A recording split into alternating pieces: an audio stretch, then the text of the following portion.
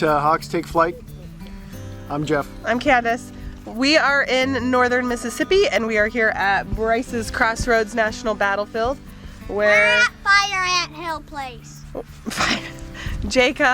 This is where Jacob decided to step into an anthill. He found the biggest anthill he could and stand on it. So now his poor little feet have a ton of welts all over them. Poor little guy. Anyway, we are here where there was a battle between General Sturgis of the Union and the Confederate General Nathan Bedford Forest, and how Nathan Bedford Forest was able to, with only 3,500 infantry, beat out the Union that had 8,000. So come along with us.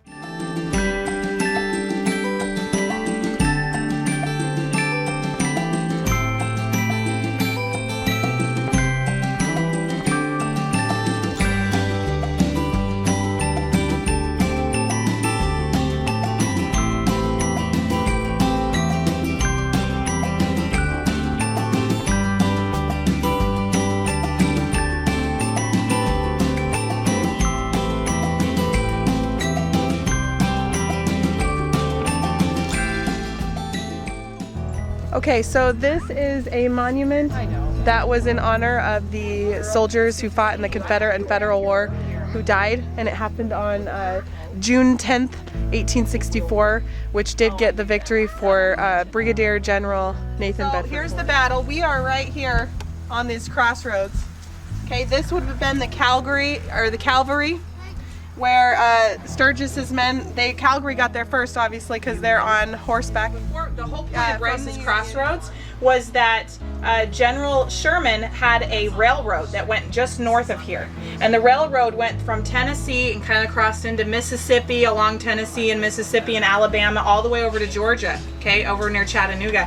And he used that railroad to bring supplies in.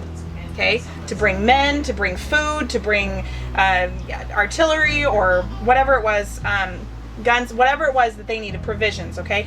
What he did not want to do is he did not want this man, General Nathan Bedford Forest, to come in and attack his railroad, because every time he did that, he took a lot of provisions away from them. So General Sherman, provisions is food or men or guns or supplies, things like that, okay? Nathan Bedford Forest doesn't have very many infantry, and guess what you also notice? What does he not have also? Cannons. He doesn't have any cannons or artillery. They're way back here. And he also doesn't have his men on horseback either. They're way back there. So, does he have a lot of men compared to these guys? No. No, he doesn't. So you know what he says? His philosophy and his battle strategy is make yourself look bigger, make yourself look like you're ready to fight, and it might scare the other enemy off. So that's what he did. He went and bribed, and he said, hey men, let's hide around. See all this green? All the green represents like trees and brush and stuff. And so he has them hide up all around there and kind of surround them to make himself look like they have more men than they actually have, because you can't really see well through the trees. So he's bluffing. So the Union Army over here is kind of group right here. This is where he bluffed. He started with 700 men, bought them an hour against the cavalry because they're like, whoa, wait a minute, you want to attack? You must have more than we know of. Bought him another hour, he got another 800. Now it's 1,500, I think, to 3,500. Anyway, he also, Nathan Bedford Forrest also sent some more infantry over here to block off this bridge here. And the reason he did that was when the infantry came down here, he could stop some of the infantry from coming over. As long as he can damage as much as he can over here, even though he is like outnumbered 4-1, that was what part of his plan. Now these people, these infantry were trekking through mud, so they were going to be super worn out. It was extremely humid and hot that day, and they had to go 6 miles, and then they ran the last mile to get here. They were worn out. So it was 8,000 men against 3,500, and the Confederates won that, even though they were outnumbered.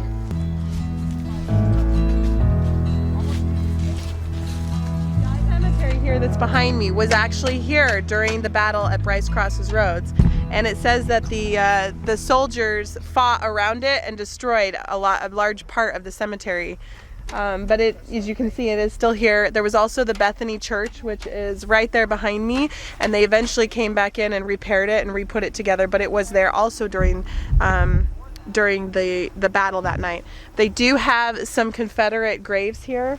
So let's take a look at those from soldiers who had died here. There was a total of 3,000, however, that were lost between Union and Confederate, but I believe these are the only amount of the Confederates that actually died here. So they put the Confederate graves here on this, in this battlefield, which is all right here. So these are the Confederate graves.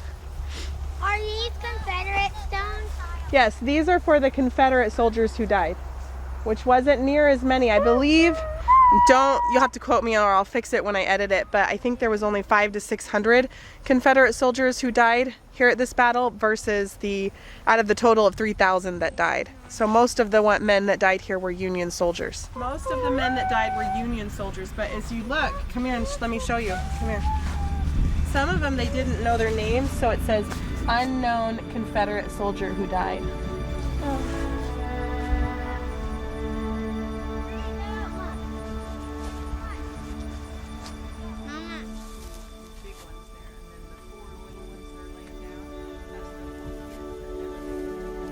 Now you can easily spy an anthill. Well, here's one right here. See how the dirt is kind of orange and cracked and like Sandy? looks, yeah. And that's how you know there's an anthill. Or like some of them are harder to find. I don't want it to be dirt pile. Like Look at over this big here. one. See, Look there's at that. a giant anthill. They're fire ants, so don't touch them. They're kind Wow, that is a big anthill. Oh, Liberty. Whoa. No. That is a big one, Jacob. Do not stand in that one, okay? Autumn, don't touch this hill. In fact, you should probably stand further back because I don't know if they're... That's a big anthill.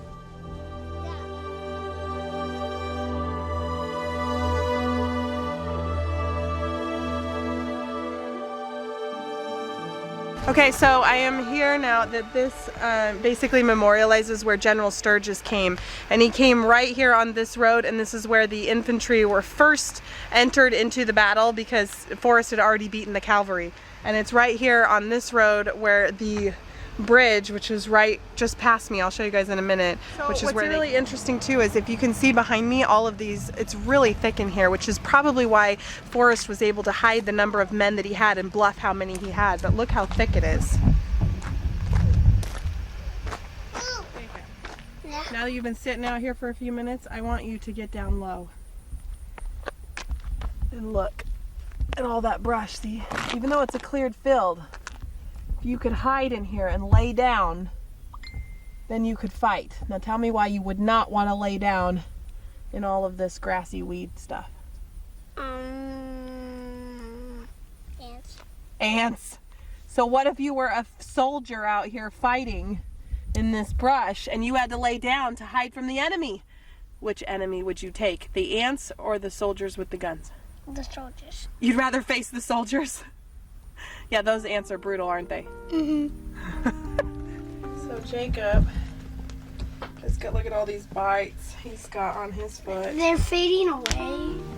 Alright, you guys can see him, all those bites from his ants. They hurt, don't they, bud? And I also got one right there. So you would really rather face the ants than those soldiers? Mm-hmm. Or I mean the soldiers rather than the ants? Yeah.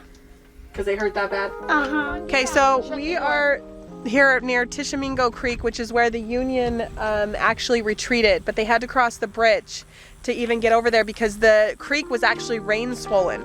So if you imagine all of these troops, and there had to be, let's see, if there was 8,000 and 3,000 were gone, that's at least 5,000 men that had to cross this creek, and they could only do it on this one bridge. And the whole time the Confederates have their cannons up here. See, as you can see, we're kind of up on a hill, and the Confederates have their cannons up here shooting at them while they're trying to... Okay, so I'm going to show you guys that where the bridge is, which is, I'm trying to think, it's right behind me, right there, and they had to cross this bridge, so here it is. So if you can imagine this road, 5,000 men had to cross this bridge with cannons, two 12-pounder. I just keep thinking that is a very narrow bridge for getting that many men across it, especially when it's super hot, they're exhausted, and they're just scared from all of the cannons that are just being exploded at them. That doesn't even look old in here. It's very humbling.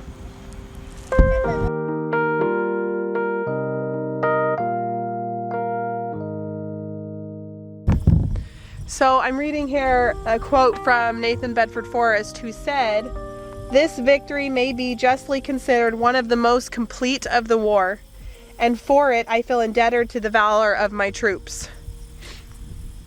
So, you know, for a general that is very controversial of what he did in his life, I guess he at least acknowledged that his troops fought for him. I will say that as the Union went away, Nathan Bedford Forrest did quote saying that the enemy, they ran away with offered no organized resistance, but retreated in the most complete disorder. They throwing away guns, clothing, and everything calculated to impede his flight. So the Union like literally retreated, just throwing everything, trying to run away from the Confederate Army. It was a very, very, very bloody battle. Amazing grace, how sweet the sound that saved a wretch like me. I once was lost, but now am found. Was blind, but now I see.